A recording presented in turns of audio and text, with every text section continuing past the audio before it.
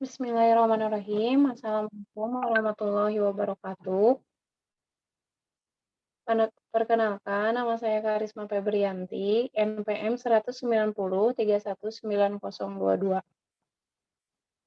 Saya dari kelas Manajemen Keuangan Islam kelas H.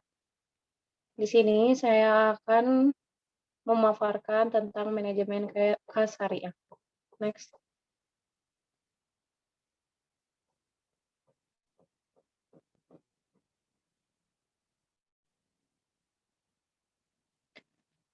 Pendahuluan. Pada sebuah perusahaan tentunya memiliki suatu tujuan tertentu yang mana tujuan ini harus dapat menjamin kelanjutan dari perusahaan tersebut. Untuk mencapai suatu tujuan yang telah ditentukan, perusahaan harus bisa dapat memanfaatkan sumber yang ada. Sumber yang dimaksud salah satunya yaitu dengan bagaimana cara perusahaan dapat mengelola kas perusahaan dengan efisiensi yang mana diharapkan dapat membantu perusahaan dalam mencapai suatu tujuan dari perusahaan. Hal inilah yang membuat adanya manajemen kas itu sangat penting, karena jika tidak adanya manajemen kas tersebut, perusahaan akan sulit bertransaksi dengan pihak lain. Oleh karena itu, manajemen kas adalah suatu keharusan bagi setiap perusahaan, baik dalam perusahaan dari pemerintah maupun perusahaan swasta. Next.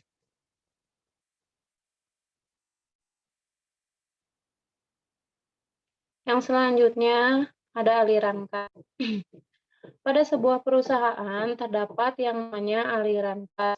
Aliran kas tersebut terbagi menjadi dua, yaitu aliran kas masuk dan aliran kas keluar. Kemudian aliran kas adapun yang bersifat kontinu dan tidak kontinu. Berikut merupakan contoh dari masing-masing aliran kas. Yang pertama, aliran kas masuk kontinu, contohnya seperti hasil penjualan produk yang dilakukan secara tunai dan juga penerimaan piutang. Yang kedua, aliran kas masuk intermittent, contohnya seperti pendapatan dari penyertaan pemilik perusahaan, penjualan saham, dan penerimaan kredit yang berasal dari bank. Yang ketiga, aliran kas keluar kontinu. Contohnya seperti untuk pembelian bahan yang belum jadi atau bahan mentah dan gaji karyawan. Yang keempat, aliran kas keluar intermittent. Contohnya seperti pengeluaran untuk pembayaran dividen, pembayaran angsuran hutang, untuk pembelian kembali saham. Next.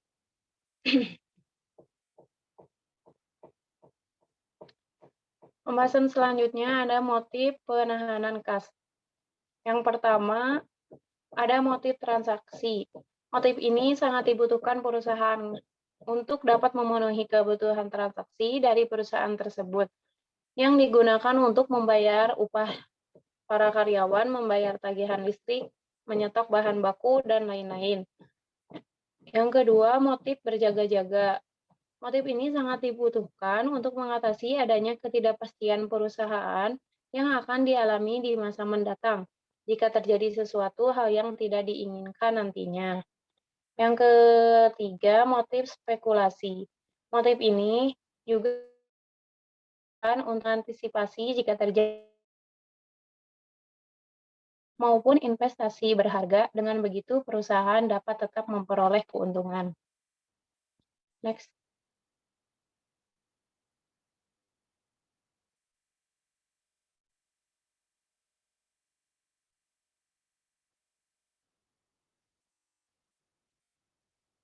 Tujuan manajemen kas.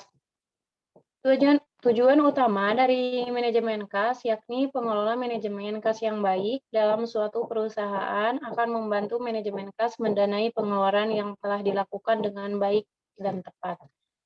Begitupun dalam memenuhi kewajiban yang harus dibayar ketika terjadi jatuh tempo.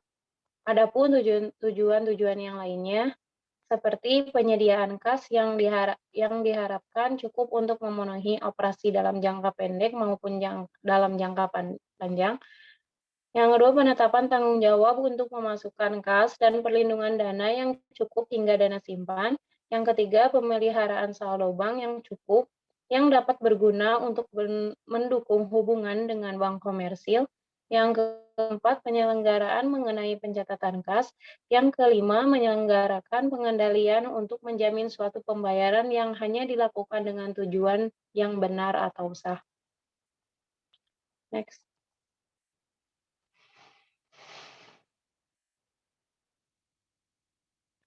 Pembahasan selanjutnya yaitu model manajemen kas. Model ini dibagi menjadi dua, yaitu model Miller-Orr dan model Baumol. Model Miller-Orr dikemukakan oleh Merton Miller dan Daniel Orr, di mana mereka berdua mengembangkan sebuah model saldo kas di mana keadaan arus kas masuk dan arus kas keluar berfluktuasi secara acak pada setiap harinya. Dalam model manajemen kas ini, baik pemasukan maupun pengeluaran kas turut disertakan. Model ini juga berasumsi bahwa arus kas bersih harian tersebar secara normal. Arus kas bersih dapat berupa nilai yang diharapkan atau bisa juga disebut nilai lebih tinggi atau nilai yang lebih rendah. Yang kedua, model Baumol. William Baumol 1952 merupakan seorang ekonom pertama yang menjelaskan mengenai model formal dari manajemen kas, yakni dengan memasukkan opportunity cost dan training cost. Model ini biasa digunakan untuk menentukan suatu target saldo kas. Menurut Baumol, kebutuhan kas dalam perusahaan hampir mirip dengan pemakaian persediaan.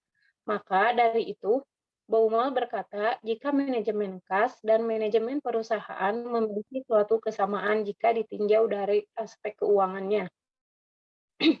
Jika semua perusahaan memiliki saldo kas yang tinggi, maka perusahaan akan kehilangan kesempatan untuk menginvestasikan dana yang dimilikinya. Jika terdapat kesempatan investasi lain yang akan lebih menguntungkan, begitupun juga sebaliknya. Next.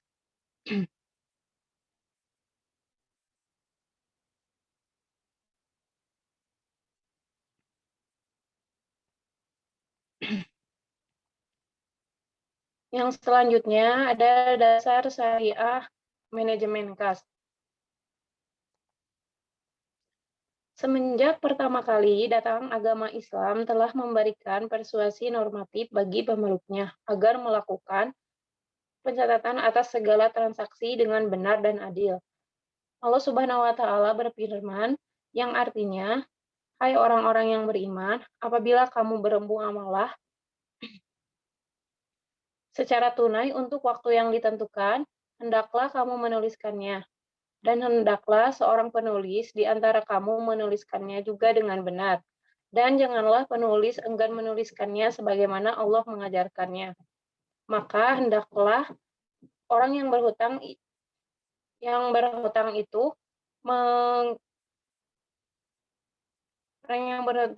dan hendaklah ia bertakwa kepada Allah Subhanahu wa taala dan janganlah ia mengurangi sedikit pun daripada hutangnya. Dan ada juga ayat yang berhubungan dengan manajemen keuangan, yaitu tentang kewajiban membayar zakat, yang artinya, ambillah zakat dari sebagian harta mereka, dengan zakat itu kamu membersihkan dan mensucikan mereka, dan mendoalah untuk mereka. Sesungguhnya, doa kamu itu menjadi ketentraman jiwa bagi mereka, dan Allah Maha Mendengar lagi Maha Mengetahui. Ayat-ayat tersebut memiliki pengaruh yang besar terhadap cara berbisnis dan berperilaku umat Islam dalam hidup nyata. Ayat tersebut tidak sekedar norma, tetapi ada praktek yang bisa membentuk perilaku kehidupan manusia. Umat Islam tidak berhenti memahami ayat-ayat Al-Quran tersebut pada tataran normatif, tapi juga pada praktek dalam kehidupan sehari-hari. Next. Kesimpulannya, kas merupakan saldo simpanan di bank atau dengan berupa uang tunai yang dapat dipergunakan untuk membiayai berbagai kegiatan, termasuk kegiatan yang dilakukan oleh pemerintah setiap waktu.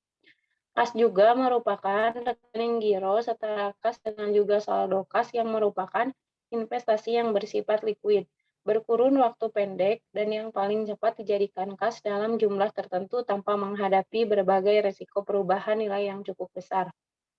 Next.